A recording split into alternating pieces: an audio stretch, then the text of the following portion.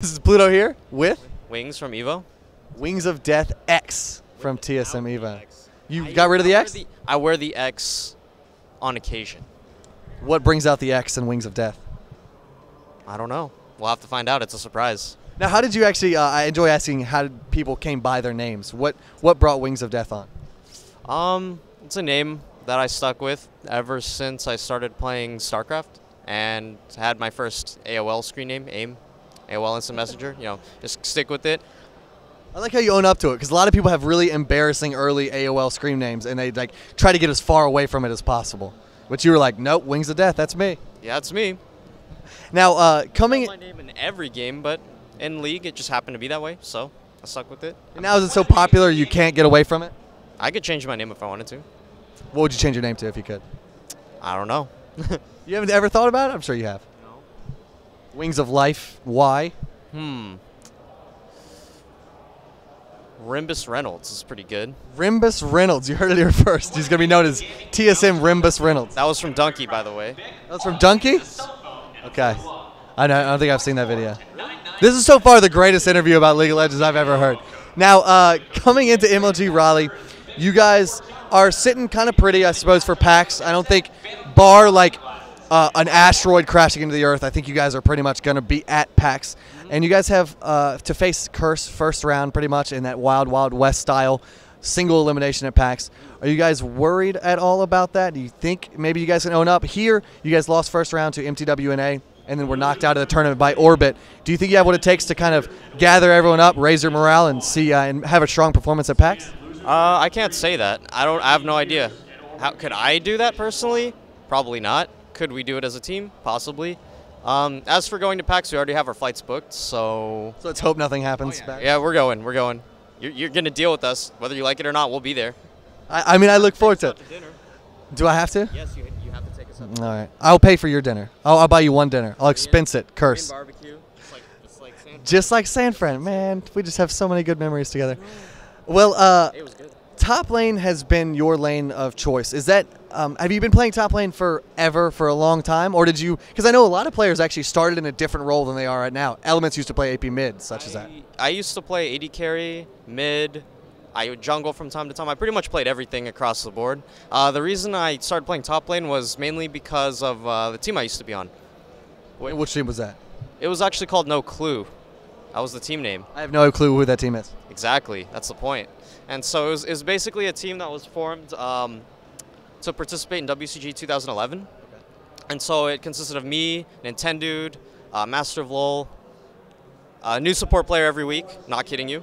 And I think we used V-Man or Phantom Lord or Muffin Cutie. Like we just took everybody. Like that team had like 50 members. We used Atlanta. Atlanta's been on the team. Like it's just like it was like a throw together team where we just like, oh, let's play Go for LoL, let's play WCG qualifiers. And then it kind of grew and we started playing in other things, but we never really got anywhere. And then when that team broke up, at the time I had switched to top lane for that team, and so I joined a new team and they're like, hey, you want to play top lane for us? And I just kind of like was known to play top lane, I guess, so I kind of stuck with it. Now, after that, your final resting place is TSM Evo right now. And when you guys first formed, it was like a little bit before, I think, the Reign of Gaming Invitational there in San Fran. You guys were considered though TSM's B team or whatever coming into that event, but you actually looked really, really strong. But no offense whatsoever, but as of late, it's been a little. I feel like the momentum has petered out a little bit. Sure. What is the reason behind that? I don't know what the reason behind that is, but I think we might have looked a little disproportionately strong because several factors, being with other teams swapping members, not practicing, being in slumps, whatever. And we were all excited, we're like, oh, we're on a team. This is EG. We have Afromu. We have all these guys, and Salsi and everyone. We're here to kick ass and just do really well. And we kind of like took that mentality to the Reign of Gaming Invitational, and I think we took second. I mean, we did pretty well. We did pretty well in the qualifiers. We did pretty well at the event, and then after that, the steam just kind of started to die down. And I don't know. It beats me what happened. People just got less enthusiastic. Practiced less, maybe certain champions that they were favored with started to fall out of favor and didn't have backups, or I can't say. I have no idea. Now, champions, you talk about falling out of favor and whatnot. You were known at one point in time for a really, really mean Riven up top lane. And as of late, we just haven't really seen a lot of Riven played here at the tournament. We didn't really see her played at MLG Summer Arena. Is there a particular reason she's not played? Is she just outclassed, or she not have a place? Or do you personally just not really care for her anymore in your team comps? No, I like her. I just don't want to play her with Evo because I don't think it fits our style sometimes. And what style would that be? You know, some teams have very, very strong objective control. Some teams have very, very strong bot lane or laning phase altogether.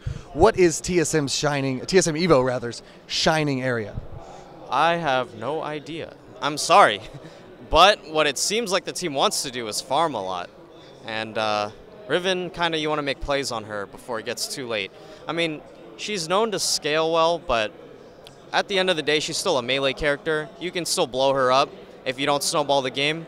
And if you're just even, you know, all of you guys have like bunches of items, she's going to be the first to go down, or, you know, you're going to have to sit back and wait for your team to die before you clean up. It's just, I don't know. I mean, I do well when I play her, I don't feel safe picking her for some reason. So is... That and a lot of people like to do 1v2 tactics, which don't really like dealing with that as Riven. She's a really farm-dependent champion or kill-dependent, but usually just farm-dependent, and you're not getting that farm. If they're any good at 1v2, you're not going to get the farm. So it seems like even though you like to play Riven and you enjoy her as a champion, the team, it seems like you sacrifice your own fun and your own play style to synergize with the rest of the team. You know, you said you guys feel kind of weak early games, so you're not going to play a champion that needs to snowball into late game and stuff like that. So what picks are you feeling comfortable playing with TSM Evo right now? Is it just kind of the Darius, Shin, stuff like that? No Darius. Never Darius. Never Darius. Same reasons. I'll play stuff like Shen, Vlad, Yorick, Olaf, Aurelia, Jax, stuff like that. Traditional things people, things people consider strong, good at farming, good at laning, are good late game. Things you can AFK farm with, things you don't have to kill people with, useful in team fights, stuff like that. Now, with the recent addition to Mashme to your roster, you mentioned Afromu being one of the star or highlighted members of your team before his departure right now to the new Monomaniac Esports Ferris, which is a mouthful. Have you guys had enough time to synergize with Mashme, or were you guys kind of was your morale hit a little hard whenever Afromu decided to depart? I know Nat and Afro were best buds. Two sides to that, but what's the Wings side? What's your side? I can't say. You can't say your side of things. No, it's not my side. I'm just saying there's two sides to the story. You will give me one side of the story. Nat and Afromu are best buds. And the other side? They're not. I'm just kidding. Crazy. I'm just kidding. Yeah, I guess he left because he wasn't satisfied with the way the team was going and how our practicing was going, how we never talked about our problems, and just how the passive nature of the team. The team's really passive, and that kind of translates into our gameplay. We have a really passive early game. It's just kind of passive personalities, I think. So is there anything that you think needs to change for TSM Evo to kind of reclaim their former glory that we saw? Just a brief flash of brilliance, before the reign of gaming and stuff like that. Like you said, it may have been just because you were foiled towards other teams that were in slumps, that weren't practicing very well and stuff like that. Maybe you guys looked really strong then, but still, you have a lot of great members to your team, and I think you guys could do really well. What needs to happen? Does your practice just need to pick up? Do you guys just need to, talk more? What exactly needs to happen? I have no idea, but stronger personalities could help, definitely. It feels like we're kind of shooting around in the dark. There's no, true shot callers on our team. When we call shots, it's kind of, the only person I really think steps up to shot calling is Unstoppable. And I want more people to do it. I want to do it, but I feel like I can't really do it, so. Why can't you? Because I'm sitting top farming all day, just watching my team do 4v4 stuff. Well, if you're AFK farming all day, I feel like you might be able to watch the map and, be able to make calls and stuff from there. But, who am I? I'm just a caster. I don't know. At that point, it's like I'm pretty sure they would know the situation better than myself. But I also don't have much experience in the competitive scene. I'm pretty sure everyone on my team has more experience than I do, so I tend to play the observer and try to learn as much as I can more than try to take action, because it's probably not going to turn out too well. Well, I very much hope you guys can find your stride and perhaps make an impressive showing at PAX. Not too impressive, because I know you guys are playing us first round. And it's single elimination. Thanks for the 2 two-faced congratulations. It was a two-faced congratulations. That's what I do. But I mean, I hope even going on later into y'all's career, you know, I hope we can see a lot more great play, because I know all of you are really cool guys, and I know you guys. I know Saucy wants to win. I know you obviously have the drive to win. There just needs to be a little bit of more communication, like you said, and someone needs to just step up, take the reins of TSM Evo, and just say, hey, but guys, this is exactly what we're doing. But I mean, as far as Raleigh is concerned, you guys are out. You guys are just kind of observing. You're just using this time, I guess, to study a little bit. You know, you do have cursed first round when it comes to packs. I'm almost positive. So are you studying? Are you trying to take this time to maybe get like a cheese strat to take a game away from curse and throw them off the rocker? That seems to be the thing to do now with the whole single elimination thing. But we'll have to take a look at that. I mean, I don't feel like anyone on our team strikes me as like a theory crafter. So we're probably not, like, if a strategy comes, it's probably going to be someone saying, oh, this is cool, let's try it. So, I don't know. We'll see. We'll see. Now, is there any final shout-outs or anything you'd like to give people for? Because I can say personally, I love your stream. So people definitely need to watch your stream. Is there any place else they can find you? Twitter, Facebook, YouTube, anything?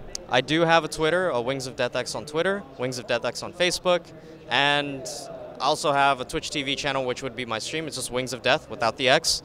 No X there. No X there. See, I told you. Sometimes it's there, sometimes it's not. You have to gamble. I mean, it's like a coin flip. You know, it's just like, I feel like an X, maybe, maybe not. If you put the X on Twitch, you're gonna get taken to a really weird channel, and you don't want to go there. Oh, really? I have no clue. I always find you on like the Twitch TV front page or somewhere like that. Okay. Never typed in the address manually. I was a little scared there. But I can personally condone of Wings of Death stream. It's actually really entertaining, really good. And you have a brand new PC, and the quality is bitchin', for the lack of a better word. You got a high quality stream, and you're always talking, you're always, you know, commentating, and people really enjoy it. So you know, I wish you the best of luck. Thank you for the interview. Thank you for just being Wings, just being a cool guy. Stay tuned for some more interviews with Pluto.